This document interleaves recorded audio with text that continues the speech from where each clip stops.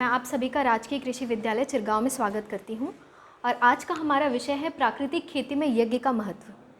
जैसा कि मैंने पिछले क्लास में आपको बताया था कि सनातन कृषि संस्कृति होती क्या है, परंपरागत कृषि संस्कृति की बात की गई थी। तो सनातन कृषि संस्कृति होती क्या है, उसमें हमने देखा था कि उसमें हम भूमि का संरक्षण करते हैं, ठीक है, वृक्षों का संरक्षण करते हैं, जल का संरक्षण किया गया। इस तरीके से खेती की गई कि हम जो भी हमारे प्राकृतिक संसाधन हैं उनका संरक्षण करते हुए हमने खेती की। उसमें मैंने एक पॉइंट और बताया था, वो था यज्ञ का महत्व, कि प्राकृतिक खेती में या सनातन कृषि संस्कृति में या फिर पुरानी खेती में जो परंपरागत कृषि थी हमारी, उसमें हम यज्ञ भी किया करते थे, जो कि समय के साथ साथ धीरे धीरे विलुप्त सी होती गई। क्योंकि आज के बहुत पहले ज़माने में पौराणिक कथाओं में आपने सुना होगा कि यज्ञ किया जाते थे, यज्ञ करते थे, ऋषि मुनि यज्ञ करते थे। जब बारिश नहीं होती थी, सूखा पड़ जाता था, उस वक्त यज्ञ किया जाता था। तो उससे जो इंद्र भगवान है, विष्णु भगवान, वो खुश होकर के बारिश करते थे, ऐसा कहा जाता है। पौराणिक कथाओं में ये बात लिखी हुई है। धीरे धीरे जाने अनजाने ये जो हमारी व्यवस्था थी, जो हम ये यज्ञ करते थे अपने खेत में, वो धीरे धीरे करके विलुप्त होती गई, ख़त्म सी होती गई। तो जब आज हम प्राकृतिक खेती की बात कर रहे हैं, वापस से हम प्राकृतिक खेती की तरफ बढ़ रहे हैं, तो वापस से हमें इस यज्ञ का महत्व अपने खेत में समझना है। देखिए, जब आज से 20-25 साल पहले जब गैस चूल्हा नहीं आया था, एलपीजी कनेक्शन वगैरह नहीं हुआ करते थे, तो हमारे घर में जो हमारी माताएं हैं, बहनें हैं, वो सुबह के समय, जैसे गांव में आपने देखा होगा कि सुबह 4 बजे, भोर में 4-5 बजे उठ करके माताएं बहनें अपना नहा धो करके वो खाना बनाती थी। चूल्हे पे खाना बनाया जाता था, है ना। 20 से 25 साल पहले की बात है ये, जब एलपीजी कनेक्शन नहीं हुआ करते थे। उस वक्त जब वो एक सामूहिक ये कार्यक्रम होता था सारे घरों में, गांव में जितने घर हैं सब में ये एक ही समय पे कि आग प्रज्वलित की जा रही है, ठीक है। जो भी हम भोजन बनाने जा रहे हैं उसको हम एक निवाला आग को समर्पित करते थे, ठीक है। ये चीज़ की जाती थी और उससे जो गैस निकलती, वो तो सामूहिक रूप से हर घर में ये क्रिया चल रही होती थी सुबह के समय, और फिर एक साथ वो गैस निकलती थी, वो हमारे वातावरण को बहुत शुद्ध करती थी। ये चीज़ हुआ करती थी। जब धीरे धीरे फिर एलपीजी कनेक्शन आया, ये सब चीज़ें आई, तो वो चीज़ हटती गई। ये जो हमारी खेती थी, मतलब इस तरीके से जो हम यज्ञ करते थे, ये यज्ञ का ही एक रूप है ना, कि हम अपने घर में छोटे छोटे यज्ञ हो रहे हैं इस तरीके से, कि उसने फिर एक सामूहिक यज्ञ का रूप लिया और फिर हमारी वातावरण शुद्ध होती थी। उसका एक वैज्ञानिक जो रीज़न है, एक वैज्ञानिक लाभ भी है, वो भी मैं आपको इसके बारे में बताऊँगी। तो खैर, ये संस्कृति हमारे धीरे धीरे छूटती चली गई। तो अब हमें वापस से पहुंचना है, जो चीज़ें हम भूलते गए हैं, हमें वापस से उसको समझना है, वापस से उसको जानना है। तो हम यज्ञ अपने खेत में करें कैसे? देखिए, सबसे पहले तो मैं आपको बता दूंगी कि इसके लिए आपको सामग्री क्या क्या लगेगी, ठीक है। वो लिख लीजिए कि सामग्री आपको क्या क्या लगेगी।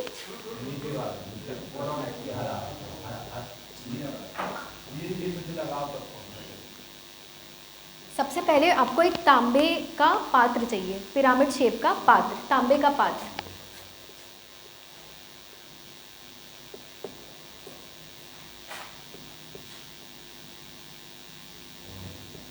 कुछ इस प्रकार होता है वो, ठीक है। दूसरा, घी, चावल,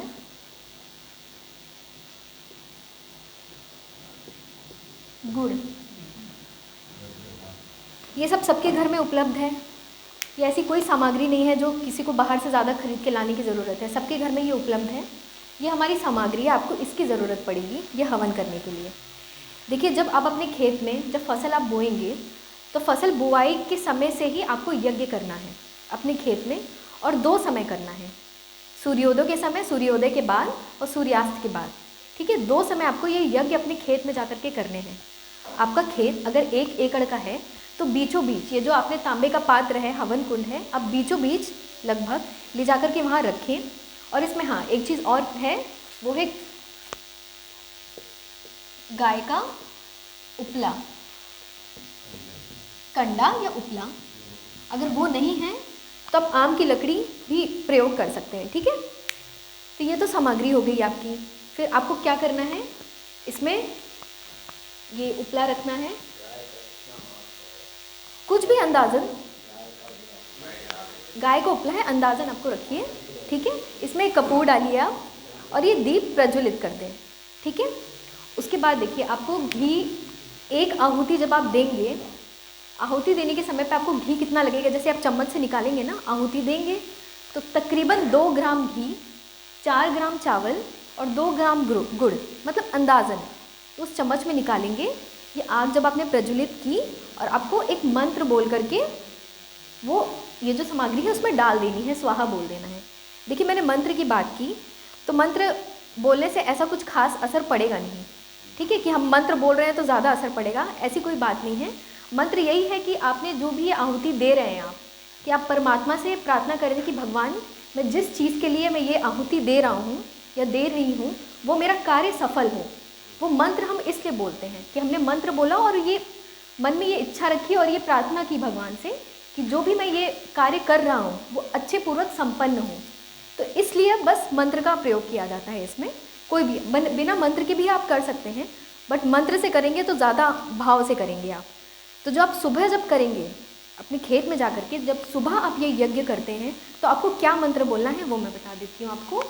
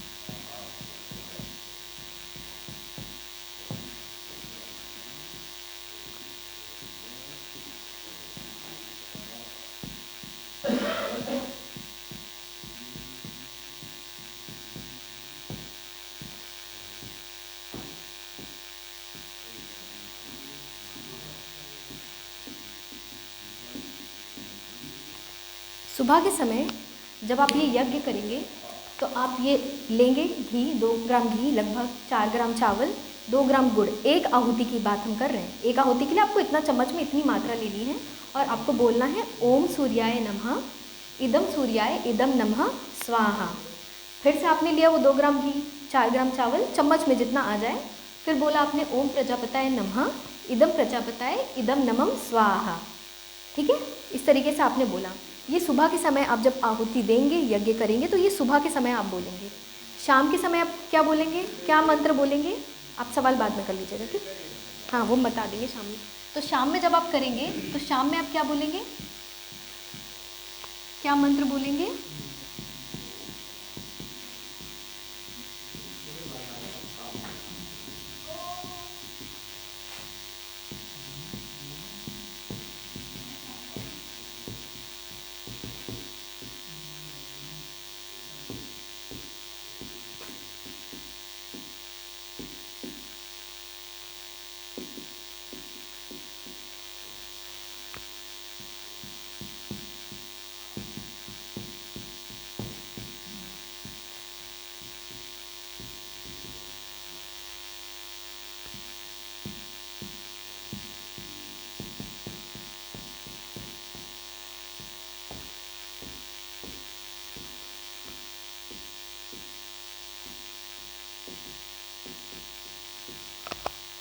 और जब शाम के समय आप बोलेंगे तो आहुति देते समय बोलेंगे ओम सूर्याय नमः, इदम सूर्याय इदम नमः स्वाहा, ओम आग्नेय नमः, इदम आग्नेय इदम नमः स्वाहा।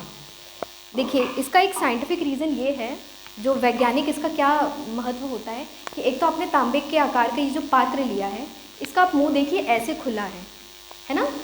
जब आप इसमें आहुति देंगे ना तो जो भी गैस है ना वो फैलेगी, निकलेगी, पूरे आपके जो ये पूरा वातावरण है, जो भी आपके खेत का पूरा एरिया है उसको ये कवर कर लेगी, ठीक है। और ये जो गैसें निकलती है ना, इसमें 3 प्रकार की मुख्यतः जो बहुत अच्छी गैसें निकलती हैं, क्योंकि आपने जो भी सामग्री ली है इन सामग्री से अच्छी गैसें निकलती हैं, जो हमारे वातावरण में जो जीवाणु हैं, जो हानिकारक जीवाणु हैं उनको ख़त्म करने का काम करती हैं। देखिए ये 3 फ़ायदे हैं ये यज्ञ करने के। पहला तो ये कि जो वातावरण में जीवाणु हैं वो नष्ट हो जाएंगे, वो ख़त्म हो जाएंगे। दूसरा, जो ये गैसें निकलती हैं ना, इसमें 3 तरह की गैसें होती हैं। एक तो है इथिलीन ऑक्साइड,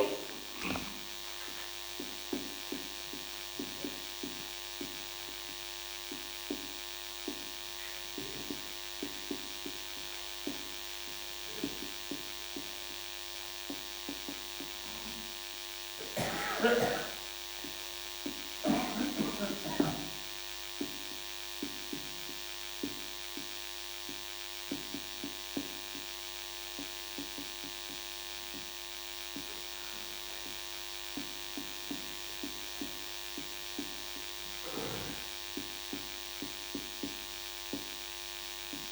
3 तरह की गैसें हैं, ये निकलती हैं। पहला है इथिलीन ऑक्साइड, दूसरा प्रोपिलीन ऑक्साइड और फॉर्मल्डिहाइड। ये फॉर्मल्डिहाइड गैस के बारे में आपने ज़रूर सुना होगा। सुना है कि नहीं आपने इस गैस के बारे में? देखिए, जब ऑपरेशन होता है तो ऑपरेशन थिएटर में जब ऑपरेशन किया जाता है तो डॉक्टर ना, नर्सेज वगैरह इस गैस का स्प्रे करती हैं उस ऑपरेशन थिएटर में, उस रूम में। ये गैस क्या करती है, जितने भी जीवाणु हैं, हानिकारक जीवाणु हैं, क्योंकि ऑपरेशन होने जा रहा है, शरीर खुलेगा, तो कोई भी जीवाणु ना हो, किसी भी तरीके का इन्फेक्शन ना हो उस पेशेंट में, इसलिए इस गैस का स्प्रे किया जाता है। ये एक तरह का डिसइंफेक्टेंट है, जो भी हानिकारक जीवाणु है ना वो इनको ख़त्म कर देता है। तो ये गैस निकलती है तो जो भी वायवीय जीवाणु हैं वो ख़त्म हो जाएंगे आपकी खेत से। तो कोई भी रोग, जो वायु से लगने वाले रोग हैं आपकी फसल में, वो कम हो जाएंगे। दूसरी, ये जो इथिलीन ऑक्साइड और प्रोपिलीन ऑक्साइड गैस है, ये क्या करती है, जब ये वातावरण में गैस ऊपर जाती है तो आप सभी को पता है कि हमारे वातावरण में कार्बन डाइऑक्साइड है, नाइट्रोजन है, ऑक्सीजन है और कई प्रकार की गैसेज हैं। तो ये जो इथिलीन ऑक्साइड और प्रोपिलीन ऑक्साइड है, ये कार्बन डाइऑक्साइड के साथ में ये क्रिया करती है। जो CO2 का होता है अणु, उसके साथ ही क्रिया करके कार्बन को अलग कर देती है और ऑक्सीजन के अणु को अलग कर देती है। ठीक है, जब ये दो अणु को ये अलग कर देती है तो पहला तो ये हुआ कि आपके वातावरण में ऑक्सीजन की मात्रा बढ़ गई। ये यज्ञ करने से ऑक्सीजन की मात्रा आपके वातावरण में बढ़ गई। दूसरा, ये जो कार्बन के अणु अलग हुए हैं ना, ये आकर के प्रेसिपिटेट कर जाते हैं हमारे धरती में, हमारी भूमि में।